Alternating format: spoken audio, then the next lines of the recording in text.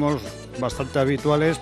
Aquí ha estado el Orfeón Donostiarra, han estado el coro de Villabona, está en el grupo de baile de aquí, que son también muchas personas. Y en fin, nosotros no, nos prestamos un poco a todo lo que sea del pueblo, pues esta cosa nuestra. Hoy, pues aquí tenemos como de invitados pues unas 50 personas, más aparte los socios, que prácticamente tendremos la sociedad llena y haremos un total de unas 120 personas o así, hoy en este momento, ahora al mediodía. Lo demás, la capacidad suele ser aproximadamente para unas 140 personas, y eso es cuando estamos toda la directiva y tenemos algún acontecimiento grande en la sociedad, pues es lo que solemos andar. Pues esto yo tengo entendido que más que cantar es como una escuela de versolaris que les empiezan, son cursillos que les hacen para ir aplicando las diferencias técnicas que hay de cantar los versos. Eso es lo que yo tengo entendido. O sea, ¿quién va a venir? Lo ignoro. Lo que pasa es que somos de la Junta, nos han pedido ese favor y nosotros, pues, como una cosa más del pueblo, colaboramos con el pueblo y punto. Pues no, debe ser para adultos. Y esa la sede tienen aquí en la antigua era de Subijana, una fábrica que había de estampación de telas. Ahí tienen ahora la sede y de ahí es donde nos pidieron para tratar de organizarlo. Pues nosotros después hoy tenemos mucho trabajo, porque luego a la noche tenemos precisamente renovación de la Junta Directiva y finales del campeonato de Musitute local, y a la noche pues tenemos otra sesión continua, vamos a decir, de la comida. Hoy un día es completamente excepcional hoy. Sí, a tope. Zaieta zaina dozuk agindu bezala, Euskaldunak Euskaldun izango gerala. Bueno, jakin dugu gaurkoan kurtsillo bat ematen ibili zaretela, ezta?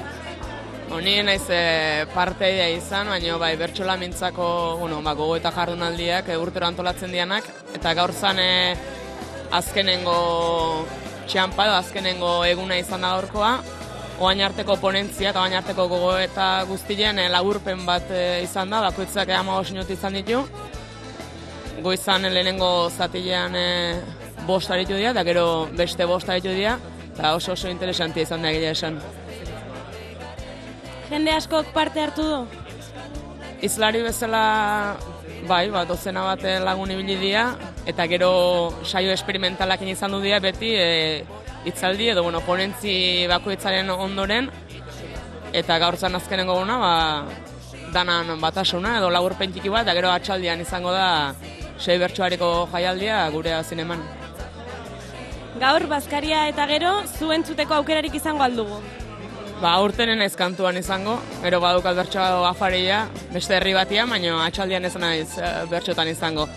Joiztu gaur bertxotan atxiko diana, belaunaldi ezberretako jendea izango da, eta gaur izango dian bertsoariak ez dira izango beste saiotan izan dianak, diferentiak izango dira, eta hitzein dan guztiaen inguruan, pixka bat bi gai jartzailea izango dira, bat Andone Gaina bertsoaria eta Egoitza Izpuru gai jartzailea, eta horreterdiko saio baten esperimentatzeko aukera eta landu dian gai horiek, hausnarketa horiek bideratzeko modua ingo duten. Jakin dugu gaurkoan kurtsillo batean parte hartu duzuela, ezta? Bai, bersolamintza izeneko gogoeta jardunaldi batzu dira, bai. Eta zenbat pertsona parte hartu dute? Ez dakit, izlariak 10 bat edo baginen, da entzulea, ez dakit, zenbat, 80, 100. Aurrei edo helduei zuzendua izan da? Helduei, bai, helduei. Bersolaritzaren inguruko gogoetak dira, eta bai, helduei zuzendua. Aspaldianik, ez da, uste dut, bai. Gazte asko ikusten da berso jaialdietan, bersolari gazte asko dago, eta berso eskolak ere pile bat daude abian.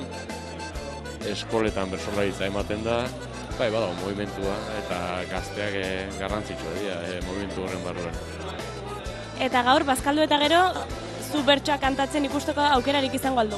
Gai jartzaile naiz, saio esperimental batean beste jarriko ditu lanean, da ni gaur ez dut egingo.